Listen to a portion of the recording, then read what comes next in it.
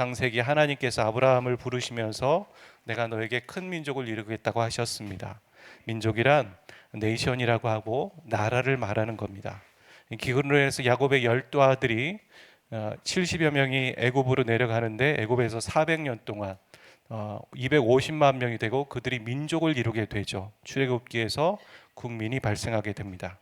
10가지 재앙과 함께 출애굽하고 시내산에 도착하게 됐는데 거기서 이스라엘은 민족의 정체성을 나타내는 3가지가 있었다라고 말했습니다. 뭐죠? 언약, 율법, 성막, 레위기가 되고요. 또 이스라엘 백성들이 불순종하다가 광야에서 뺑뺑 40년 동안 도는 과정, 여정을 얘기한 것이 바로 민수기이고 여기서 출애굽기 1세대가 다 죽습니다. 요단 동편에 모여서 모세가 출애굽 2세대에게 고별 설교를 하게 되는 것 신명기라고 얘기하고 신앙적인 교육의 내용들이 있고 이 신명기는 출애굽기, 레위기, 민수기의 내용이 반복되는 부분이 있습니다. 모세 때 모세가 아직 죽기 전에 요단 동편에서 땅을 정복하게 되는데 그게 바로 루벤, 갓, 므낫세 반지파 그렇게 해서 므낫세 2분의 1 지파가 땅을 얻게 되고요. 그 다음에 여호수아 때 리더십이 바뀌면서 여호수아가 가나안 땅으로 들어가게 되어서 나머지 땅들을 정복하게 되고 결국에는 모든 12지파가 땅을 차지하게 됩니다. 그게 땅을 차지하고 땅을 분배하는 내용, 그게 여호수아서가 되겠죠. 그러니까 입애굽을 하게 되고 창세기 욥기가 같은 시기고요. 입애굽을 하게 되고 국민이 발생하게 됩니다. 그리고 출애굽을 하고 법이 발생하게 되고요. 그리고 모세 때 동편, 여호수아 때 서편, 그래서 땅이 발생하게 됩니다. 그래서 하나님께서 아브라함에게 약속하신 내가 너에게 나라를 이루겠다라고 하셨던 그 약속이 신실하게 성취가 되는 것입니다. 그러면서 하나님을 무시하는 바벨론, 그러니까 상징적인 것이요. 이 세상 나라와는 달리 하나님을 왕으로 존중하는, 인정하는 나라가 되었는가? 그렇게 세우겠다고 하셨는데 그 되었는가를 보여주는 게 사사기가 되는데요. 모세가 죽고 여호수아가 떠나고 그 다음에 평안했는가? 원주민이 다시 들고 일어났어요. 그게 보통 대부분 블레셋 민족이죠. 원주민이 다시 들고 일어나서 전쟁이 발생하게 됩니다. 우리를 침입하는 사람들은 전쟁 전문가이고요.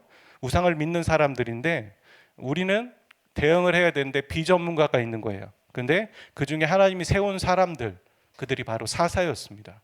이 사사 시대 때는 그들이 왕적인 역할들, 리더십의 역할들을 하면서 또 용맹한 군사의 역할을 하게 되죠. 특별한, 특수한 시대에 살았던 또 하나님 뽑았던 사람들이 사사인데 이길 수 없는 전쟁인데 하나님께서 말도 안 되는 이 수적인 싸움과 능력이 안 되는데도 하나님께서 이기게 하십니다. 우리가 배웠죠? 여호수아, 모세, 아론과 훌.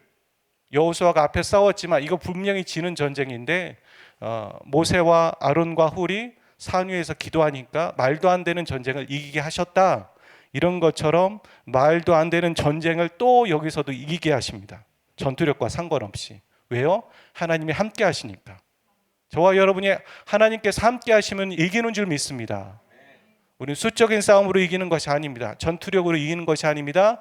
우리가 싸우는 전쟁은 영적 전쟁이고 손을 드는 전쟁이요 중보의 전쟁이기 때문에 하나님께서 함께 하신다는 걸 믿고 나아가면 이길 수 있는 것입니다. 그래서 여기 이스라엘이 이깁니다. 그런데 백성들이 믿음이 부족합니다. 오늘은 이겼는데 내일은 못 이기겠지. 하나님께서 오늘 우리에게 먹을 것을 주셨는데 설마 내일은 없을 거야. 이런 불신앙이에요. 오늘 저와 여러분에게도 있잖아요. 하나님 오늘 우리에게 어떻게 은혜를 주셨는데 그래 어떻게 은혜를 주셨지만 내일은 없을 거야 라는 믿음. 그 믿음이라고 할 수 있겠지만 그 불신앙. 그런 것처럼 이스라엘 백성들이 여기서 그렇게 믿음 없이 불안해합니다. 그래서 뭘 합니까? 왕을 달라고 한 거예요. 우리도 다른 민족들처럼 왕을 주세요. 그래야지 우리가 좀 뭔가 불안한 마음이 좀 채워질 것 같습니다. 위로를 얻을 것 같습니다. 그렇게 얘기하는 거죠. 여러분, 하나님이 왕이라는 걸 무시해서 하나님께서 민족들을 따로 세우고서 나라를 세워서 왕을 하나님으로 세웠는데 그 민족들이 하나님을 왕으로 인정하지 않고 왕을 달라고 하는 겁니다. 어이가 없는 거죠. 그래서 하나님 입장에서는 너희가 정말 왕을 원하냐? 그러면 해봐라 하고선 왕을 세우십니다. 이거 눈치 없는 겁니다. 우리가 부모한테 이것 좀 해주세요 그러니까 네 하고 싶은 대로 해. 그럼 정말 하고 싶은 대로 하라고 하는 건 줄 착각하는 사람들이 있잖아요. 눈치 없는 거죠. 하지 말라는 얘기인데 그 얘기에 듣고선 그대로 왕을 세워달라고 하고 그대로 갑니다. 근데 하나님께서는 하나님이 왕이다라는 걸 인정할 수 있는 왕을 세우길 원하셨어요. 그게 바로 대리 통치자죠. 사사 시대는 400년 시대입니다. 그 기드온 시대 때 한 가정의 가정사를 성경에서 보여주고 있어요. 그게 룻기입니다.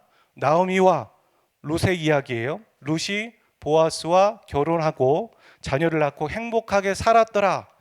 이 룻은 다윗의 증조 할머니가 되는 것이죠.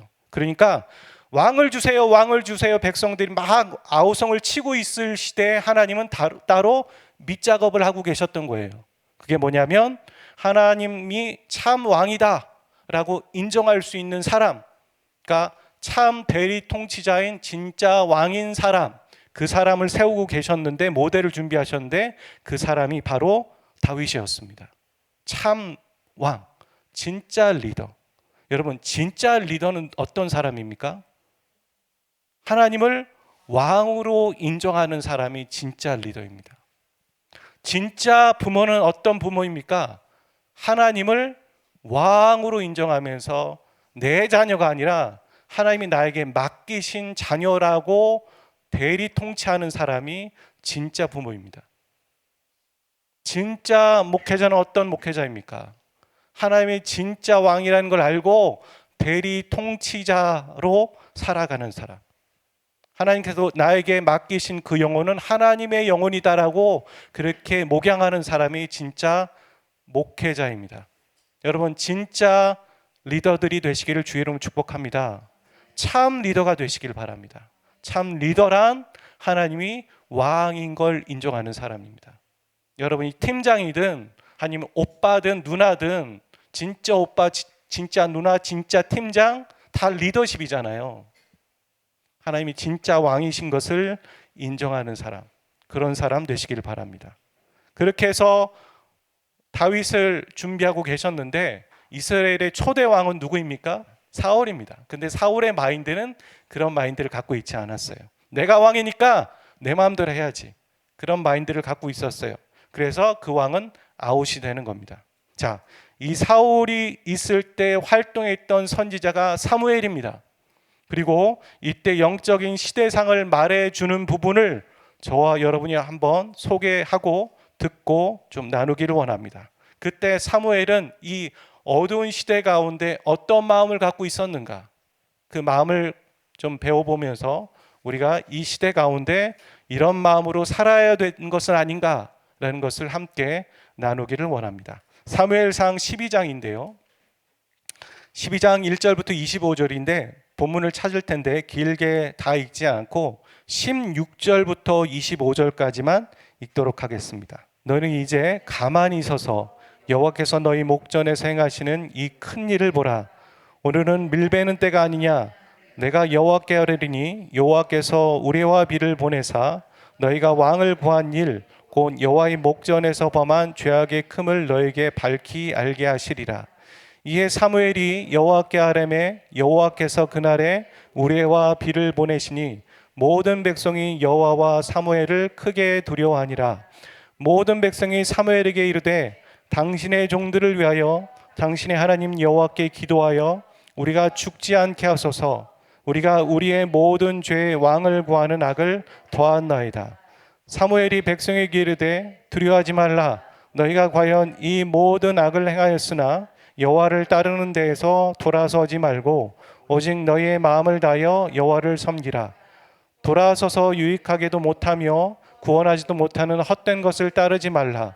그들은 헛되니라.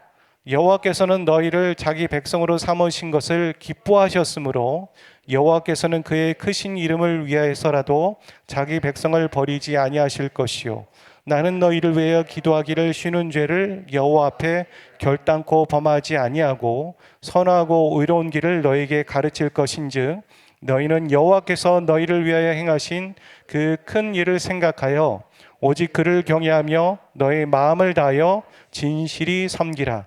만일 너희가 여전히 악을 행하면 너희와 너희 왕이 다 멸망하리라. 아멘. 말씀의 제목을 한번 같이 따라해 보겠습니다. 시작.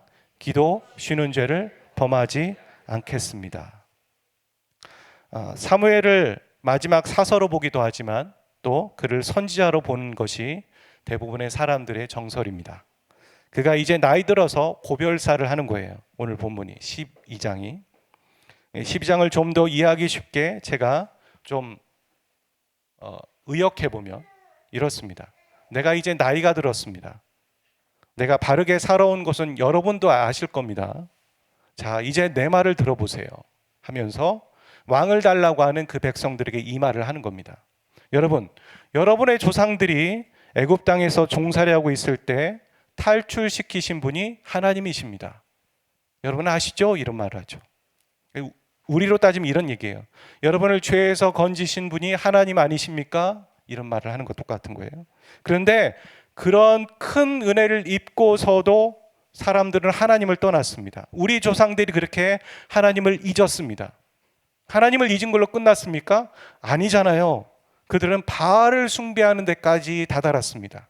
여러분, 영적인 원리 제가 반복한 적이 있습니다. 하나님을 잊으면 그걸로 끝나는 게 아니에요. 그 다음은 우상 숭배의 길로 가는 겁니다. 시간 문제입니다. 그게 이스라엘 백성들의 광야 1세대에 실패한 이유예요. 그래서 결국 하나님은 이방인의 손에 이스라엘 백성들을 붙이셨고 민족을 넘기셔서 공격당하게 하셨습니다. 지금 사무엘이 하는 말이에요. 그 어려움을 당하니까 그제서야 우리 조상들은 아이고 아이고 하면서 정신을 차리고 하나님을 찾았습니다. 자신이 바알을 숭배한 것에 대해서 회개했고요, 뉘우쳤습니다. 그리고 하나님만을 섬기겠다고 고백했더니만 하나님이 다시 원수의 손에서 그들을 건져 주셨습니다. 이 얘기까지 하는 게 9절부터 11절이에요. 자, 보세요. 화면을 보세요. 이게 바로 사사기 사이클입니다. 우리가 알고 있는 얘기죠. 사사기 사이클이 이렇습니다. 죄를 집니다. 우상 숭배를 합니다. 근데 하나님께서 압제당하게 하십니다. 고난을 주시는 거예요. 그러면 사람들은 아이고 아이고 하고 주님 앞에서 기도하고 회개합니다. 간구하는 거죠. 그러면 하나님께서 구원을 허락해 주세요. 사사들을 통해서. 그리고 평안이 옵니다. 근데 잠시 평안이 오고 망각을 하는 거예요. 잠시 평안이 오는 이유는 우리가 망각을 한다는 거죠. 망각하려고 내가 언제 회개했어? 내가 언제 죄를 저질렀어? 그리고 다시 죄의 선택을 하고 또 그 사이클이 계속 도는 거죠. 저게 사사기의 사이클만이 아니죠. 오늘 저와 여러분의 인생의 사이클이 될 때가 있습니다. 그러지 마시기를 주의 이름으로 축복합니다. 여러분 그러지 마시길 바랍니다. 멈추십시오. 저 고리를 어디에선가는 끊어야 됩니다. 끊어야 됩니다. 그리고선 계속 이어서 얘기합니다. 12절, 13절. 이 내용은 거의 이 시대쯤 온 것 같아요. 그리고 암몬 자손 나하스 왕이 공격해 오는 걸 보고 하나님이 왕이심을 잊고선 두려워해서 우리를 다스릴 왕을 달라고 했습니다. 그래서 지금 우리에게 왕이 세워진 겁니다. 이렇게 얘기하는 거예요. 지금 사울이 세워져 있는 겁니다. 여러분 어떻습니까? 이 말은 제 말이에요. 여러분 어떻습니까? 이 구절을 통해서 이스라엘 백성들이 하나님을 2번 이상 배반했어요. 이 글로만 따졌을 때 아주 여러 번 배반했지만, 자, 첫 번째 그들이 자신들을 구원한 하나님을 잊었어요. 잊고 살다가 하나님이 어려움을 주시니까 그제서 아이고 아이고 하고선 죄 지은 것에 대해서 회개하고 돌이켰어요. 저희는 한번 다시는 하나님을 배반하지 않겠습니다. 이렇게 말한 거예요. 그리고선 또 어떻게 합니까? 그 암몬 자손 나하스 왕이 공격하니까 두려워서 아이고 왕을 주세요 하고선 하나님을 또 배반하는 겁니다. 배반에 배반. 이렇게 배신을 이스라엘 백성들이 한 겁니다. 그 말을 하고 있는 거예요. 여기까지 얘기했는데 이스라엘 백성들이 눈치가 없어요. 못 알아듣습니다. 그래서 이제 사무엘이 기적을 하나 보여주겠다라고 얘기하는 거죠. 그 내용이 16절에서 18절이에요. 오늘 우리가 읽었던 내용이죠. 이제부터 하나님이 너희에게 보이시는 하나를 기적을 보여주실 것이다. 내가 하나님께 부탁했다. 이런 얘기를 하는 거예요. 그러면서 이렇게 얘기하죠. 지금은 밀 베는 때다. 여러분, 밀을 베는 때는 우리가 농작물을 수확할 때는 비가 안 오는 때예요, 주로. 그렇죠? 그처럼 이때는 비가 올 리가 없다라고 사람들은 생각하고 있을 때란 말이에요. 그런데 이렇게 말합니다. 내가 청하여서 우레와 폭우를 쏟아지게 할 것인데, 만약에 그렇게 된다면, 내 말대로 된다면 너희가 왕을 구한 것이 하나님 앞에서 얼마나 큰 죄인지를 하나님이 알리는 사인이다. 이렇게 말하는 거예요. 그랬더니 그 말하는 즉시 엄청난 폭우와 우레가 쳤습니다. 여러분, 비 대충 오는 거 말고 엄청나게 비가 많이 오면, 우레가 쏟아지면 어떻습니까? 야, 이거 하늘 무너지는 거 아니야? 무슨 일 나는 거 아니야? 이런 두려움이 오잖아요. 그랬다는 거예요. 얼마나 격렬했는지 사람들은 그제서야 사무엘의 말을 믿었어요. 그리고 어떻게 했냐면 두려워했습니다. 당시 사람들이 믿어왔던 게 뭘까요? 그게 바알이에요. 가나안의 토착신 바알. 그러니까 바알은 우리가 얘기하길 풍요의 신이라고 말해요. 그러니까 풍요의 신은 뭘 합니까? 곡식을 풍성하게도 하고 비도 내리고, 또 그렇게 사람들은 믿어온 거예요. 자, 비를 주관하고 풍요를 주는 것은 바알이야. 이렇게 믿어왔는데 그것들이 모두 뒤엎어지는 사건이 일어난 거죠. 아, 하나님이 비를 주관하시는구나. 비가 올 수 없는데 비가 오게 하시는구나. 이걸 통해서 그들이 하나님이 진짜 왕이시라는 걸 인정할 수밖에 없게 되겠죠. 근데 그러지 않았다는 거예요. 이렇게까지 기적을 보여줬는데 그들이 하는 반응이 뭐냐면 여호와를 두려워하고 사무엘을 두려워하면서 19절 말씀을 읽어보겠습니다. 19절 말씀이에요. 같이 읽겠습니다. 시작. 모든 백성이 사무엘에게 이르되 당신의 종들을 위하여 당신의 하나님 여호와께 기도하여 우리가 죽지 않게 하소서. 우리가 우리의 모든 죄 왕을 구하는 악을 더하였나이다. 우리를 위해서 대신 기도해 달란 말입니다. 사무엘에게 부탁하는 거예요. 이게 얼핏 생각했을 때 꽤나 양심적인 표현인 것 같죠? 아니에요. 여기에 뭐가 빠져 있습니까? 자신이 빠져 있어요. 본인들이 빠져 있어요. 내가 하나님 앞에 나가서 회개하며 기도하겠다는 말이 아니라 자신은 빠지고 우리를 위해서 좀 기도해 주세요라는 거예요. 겉으로 봤을 땐 되게 괜찮아 보이지만 이게 비성경적인 태도입니다. 성경은 뭐라고 합니까? 네가 와서 기도해야 된다는 거예요. 부모가 예수님 믿는다고 해서 자녀가 천국 가는 거 아니에요. 내 신앙이에요, 내 신앙. 내가 오늘 이 자리에 나와서 기도하는 거예요. 저를 위해서 좀 중보해 주세요 하고선 자기는 기도 안 해요. 그건 의미 없어요. 자기가 그런 믿음이 없는데, 자기가 그 중보를 받을 만한 믿음이 자에게 없잖아요. 내가 기도하는 거예요. 내가 회개하는 거예요. 말씀을 들을 때도 이 말씀 저 사람이 들어야 되는데, 그게 아니라 내가 들어야 되는 말이에요. 오늘 내가 돌이켜야 되는 거예요. 저 사람이 회개하면 내가 마음을 돌이키겠다? 그런 게 아니라 내가 먼저 돌이켜야 되는 거예요. 그 사람들이 돌이키든 말든 그렇다라는 겁니다. 오늘 지금 이스라엘 백성들이 처해 있는 상황이 이런 거예요. 마치 바알이 풍요이시잖아요. 오늘날로 따지면 돈이에요. 돈이 모든 걸 다 할 수 있다라고 생각했던 사람이에요. 근데 하나님이 돈이 아닌 하나님의 능력과 은혜로 그 사람에게 특별한 은혜를 베풀어 주셨어요. 그럼 그 사람이 깨달아야죠. 야, 돈이 최고가 아니라 하나님이시구나. 하나님이 살아계시구나. 이걸 믿어야 되는데 그가 여전히 돈을 의지하더라는 거예요. 하나님을 의지하지 않더라는 거예요. 이게 바로 이스라엘 백성들의 불신앙의 모습이었다는 겁니다. 여러분, 이런 말이 있어요. 하나님이 은혜를 주시는데 죄인은 그거를 공포로 느껴요.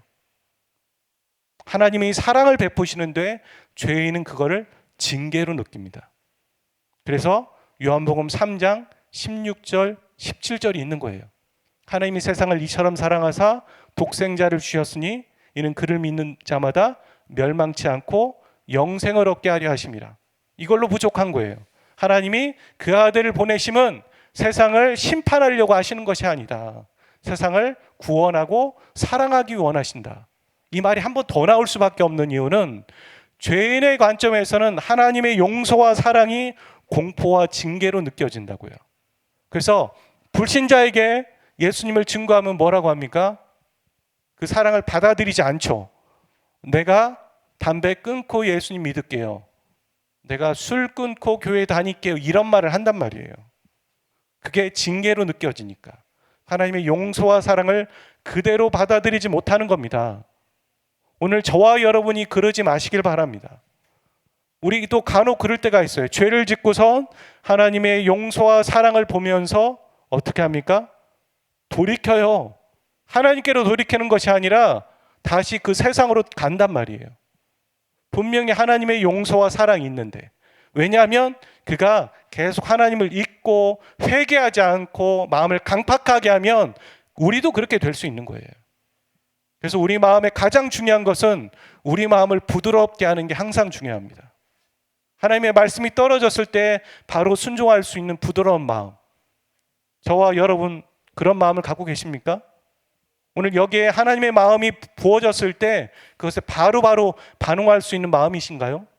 그런 부드러운 상태에 놓여 계신가요? 아니면 우리가 다른 사람들에 대해서 강팍하기 때문에 하나님의 말씀에 대해서도 강팍하신가요? 그건 우리의 책임이에요. 누구한테 뭐라고 할 수 있는 게 아니에요.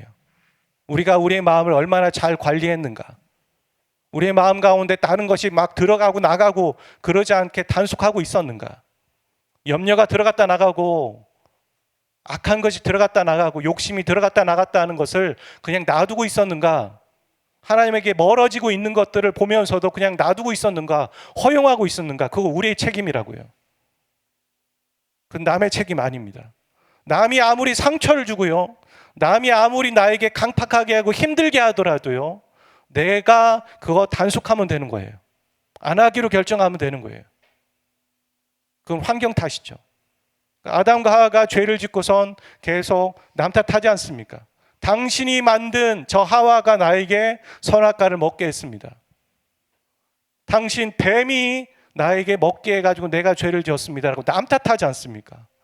하나님은 그러지 말라는 거예요. 네가 먹어놓고서 왜 남 탓하니? 그런 말을 하는 거죠. 내 탓하십시오. 내 탓이요, 내 탓이요. 한번 따라해 볼까요? 내 탓입니다. 내 탓입니다. 그리고 회개하십시오. 남 탓하지 마십시오. 그렇게 죄인은 하나님의 은혜를 경험하고도 공포를 느낍니다. 하나님의 사랑을 경험하고도 징계를 느낍니다. 여러분 주위에 이런 사람이 있다고 생각해 보세요. 여러분은 어떻게 하시겠습니까? 저를 한번 보세요. 여러분 주위에 이런 사람이 있어요. 하나님의 사랑을 아무리 얘기해도요, 깨닫지 못해요. 느끼지 못해요. 그런 사람에게 여러분은 그 다음 비책은 뭡니까? 어떻게 하는 게 좋죠? 20절 말씀 보세요. 그리고 21절까지 제가 편하게 제 표현으로 읽어볼게요. 두려워하지 말라. 너희가 죄악을 저질렀지만 여호와를 따르는 데는 돌아서지 말라. 계속 하나님을 섬겨라. 그리고 소망이 없는 것에 목매달지 말고 헛된 것을 따르지 말라. 저를 한번 보십시오. 이스라엘 백성들이요, 지금 하나님과의 간극이 너무 벌어져 있어요.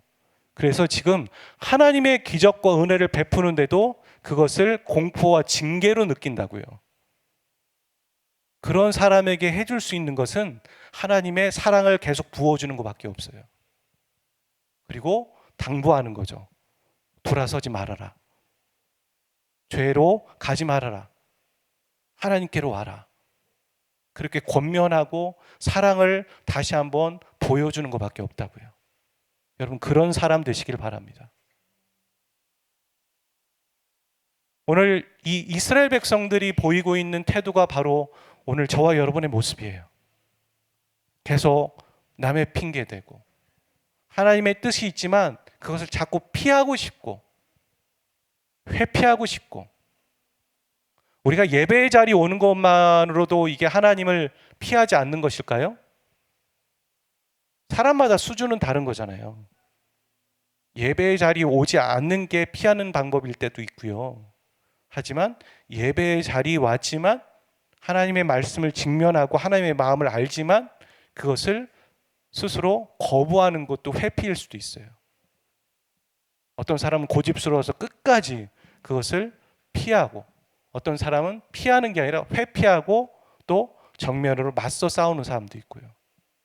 방법은 다양하고 신앙의 수준에 따라서 모습들은 다 다양한 거예요. 이게 이스라엘 백성들의 모습이었다는 거예요.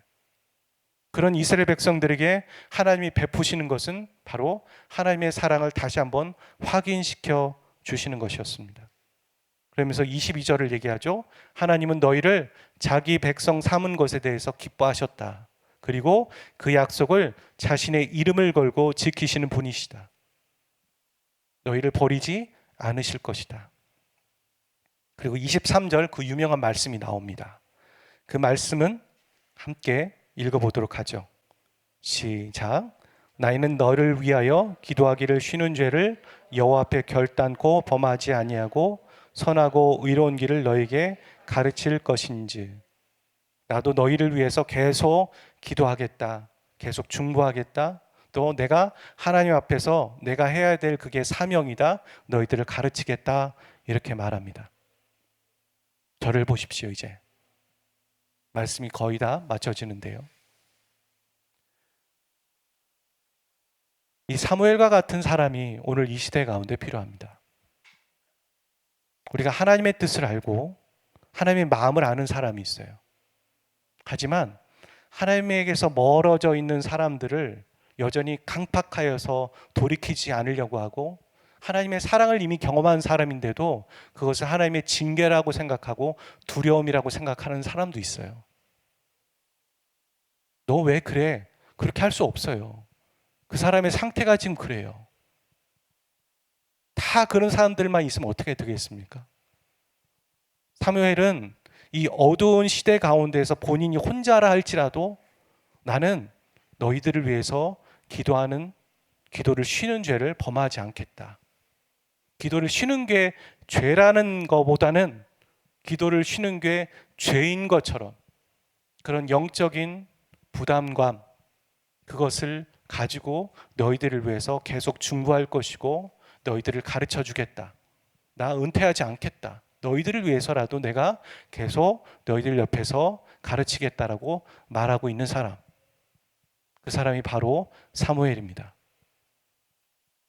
제가 갈라진 틈을 메꾸는 자를 가지고 말씀을 공유했을 때 어떤 선교사님이 그런 얘기를 하시더라고요. 내가 봤는데, 내가 저들의 갈라진 틈을 보았는데 나는 외면했다. 이제는 외면하지 않겠다. 그들을 위해서 기도하겠다. 그런 고백을 해주시더라고요. 여러분, 외면하지 마십시오. 여러분, 기도 쉬는 것을 하지 마십시오. 여러분, 계속 기도하십시오. 멈추지 마세요. 하나님께서 여러분에게 그것들을 보게 하시고 그것에 부담을 주시는 이유 분명히 있습니다. 근데 사무엘은 이 어두운 시대 가운데 본인 혼자 그런 삶을 살고 있는 것 같아요. 왕도 그런 사람이 아니고 백성들도 다 하나님의 뜻을 못 알아듣고 있고, 얼마나 본인 입장에선 상처도 되고 힘들고 버거울까요? 하지만 그는 하나님 바라보면서 꿋꿋이 지금 이 사명을 감당하고 있어요. 더욱더 믿음이 없어지는 시대에 살아가고 있고 믿음이 있는 사람을 보는 것이 쉽지 않은 시대에 살아가고 있어요. 그럼 다 주님에서 떠나고 믿음에서 떠날 건가요? 누군가는 표대가 되어주고 누군가는 등대가 되어주는 사람이 필요해요. 그런 사람 되십시오. 이미 여러분은 직장에서, 가정에서 그런 사람이실 거예요. 예수님 믿는 사람 찾아보면 가정에서도요, 나 혼자일 때도 있고요. 직장에서도 나 혼자일 때가 있어요. 외롭죠? 힘들죠? 나도 잘 하고 있는 건가? 라는 생각이 들죠. 나 잘하고 있는가 확인하려면 성경으로 돌아가면 됩니다. 여러분, 성경의 사람 되셔야 돼요.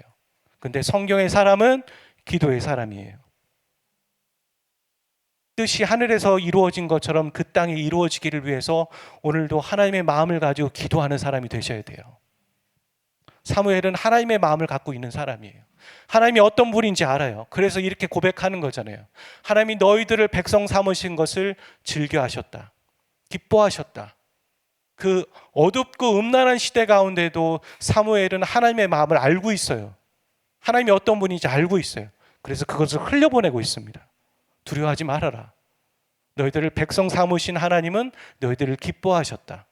그리고 본인의 이름을 걸고 너희들을 버리지 않으신다. 걱정하지 말아라. 하지만 주님에게서 멀어지지 말고 다시 돌아와라. 그건 너희들이 해야 할 일이다. 나는 너희들을 위해서 오늘도 중보하겠다. 여러분, 중보의 끈을 놓치지 마십시오. 기도하십시오. 여러분의 자녀를 위해서 기도하는 부모가 있다면 그 자녀는 잘못되지 않습니다. 1만 번의 기도를 응답을 받았던 조지 뮬러 이런 사람이 있잖아요. 그 사람이 죽을 때 5명인가 6명의 친구를 위해서 기도했다는 거예요. 어떻게 되는지 아시죠? 한 명은 죽을 때까지, 조지 뮬러가 죽을 때까지 주님께로 안 돌아왔다는 거죠. 그러니까 죽을 때도 그 친구는 돌아오지 않은 거예요. 근데 조지 뮬러의 장례식장을 가고 그가 죽은 이후에 그가 예수님께로 돌아왔다, 이런 얘기를 하는 것처럼 우리가 하나님께 기도하는 기도는 땅에 떨어지지 않습니다. 믿음으로 하는 기도는 땅에 떨어지지 않습니다. 우리는 가끔 보잘것없다고 느낄 때가 있어요. 우리의 초라한 모습들, 우리의 영적인 상태들, 그렇죠, 맞죠? 하지만 이렇게 한번 따라해 볼까요? 문제보다 더 크신 하나님, 그거 믿으십시오. 오늘 제가 예배를 준비하면서 하나님께 저에게 주신 멘트예요.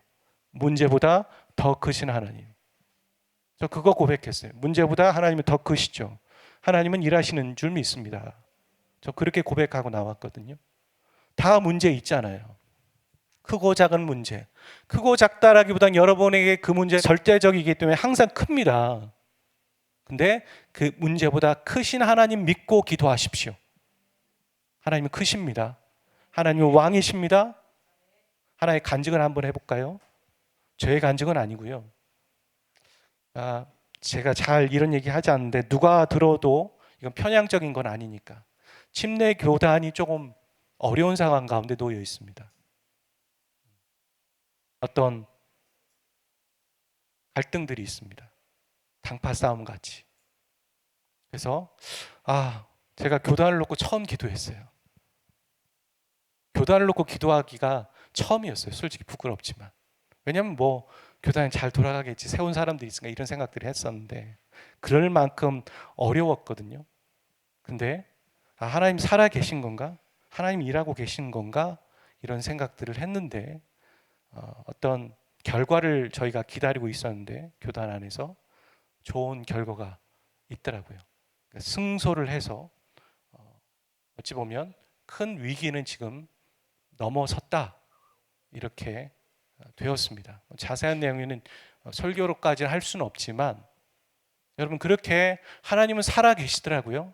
하나님은 일하고 계시더라고요. 그리고 우리에게 기도를 시키시는 이유가 있으시더라고요. 여러분, 하나님께서 저와 여러분에게 기도를 시키실 때 침묵하지 마세요. 순종하셔야 됩니다. 하나님께서 우리에게 복 주시기 위해서 그 순종을 요구하고 계신 것입니다. 같이 기도하겠습니다. 오늘도 하나님이 찾으시는 분은 하나님의 마음을 갖고 있는 사람, 하나님의 마음이 궁금한 사람을 하나님은 찾고 계시고, 하나님이 어떤 분인지 알기 원하는 사람을 통하여서 그 일을 이루시고 계십니다. 오늘 저희 여러분이 그런 사람 되시기를 바랍니다. 기도를 통하여서 하나님을 알고요, 또한 하나님을 알므로 기도할 수 있는 자리에 나아갈 수 있습니다. 특별히 여러분, 입을 열어서 기도하십시오. 침묵하지 마시고요, 이전에 했던 기도의 방법들 말고요, 입을 열어서 여러분 하나님 앞에 기도할 수 있기를 원합니다. 먼저요, 우리가 저 사사기의 사이클을 기억하면서 기도합시다. 우리가 죄를 짓고 또 망각하고 또 하나님 앞에서 불순종하는 그 사이클, 그 안에 내가 있다면 그것을 먼저 회개하고 또 내가 그런 삶을 살았음에 대해서 다시 한번 인정하며 하나님의 은혜를 구하는 기도를 할 수 있기를 원합니다. 그 회개 기도 먼저 하는 것입니다. 같이 기도하겠습니다. 하나님 아버지 감사합니다.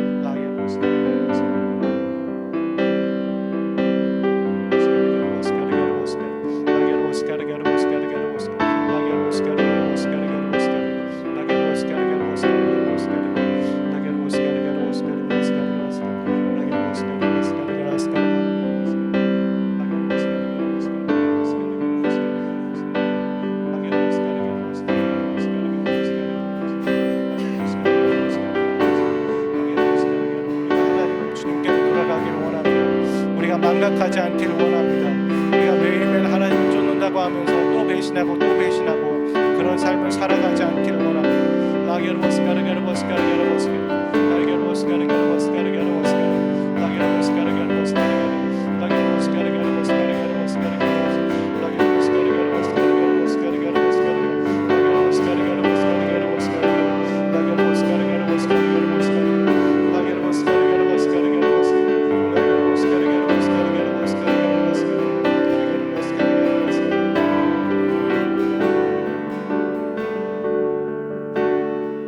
찬양합시다. 보소서 주님, 나의 마음은 선한 것 하나 없습니다. 그러나 내 모든 것 주께 드립니다. 사랑으로 안으시고 날 새롭게 하소서. 보소서 주님, 나의 마음은 선한 것 하나 없습니다. 그러나 내 모든 것 주께 드립니다. 사랑으로 안으시고 날 새롭게 하소서. 주님 마음 내게 주소서. 내 아버지 주님 마음 내게 주소서. 나를 향하신 주님의 뜻이 이루어지도록 주님 마음 내 보소서. 주님 보소서. 주님, 나의 마음은 선한 것 하나 없습니다. 그러나 내 모든 것 주께 드립니다. 사랑으로 안으시고 날 새롭게 주님 마음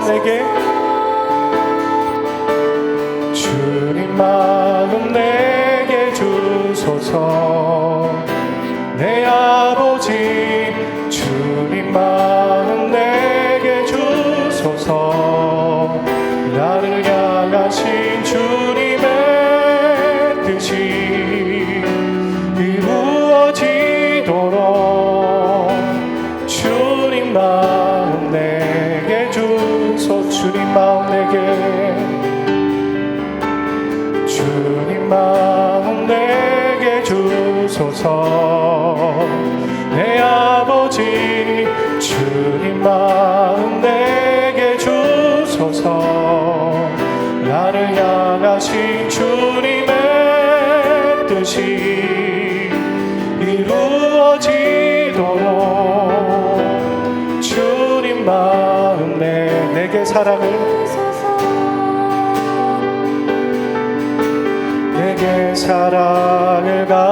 가르치소서. 당신의 마음으로 용서하게 하소서. 하소서. 주의 성령 내게 채우사 주의 길 가게 하소서. 주님 당신 나 주의 성령 내게 채워주셔서 주의 성령 내게 채우사 주의 길 가게 하소서.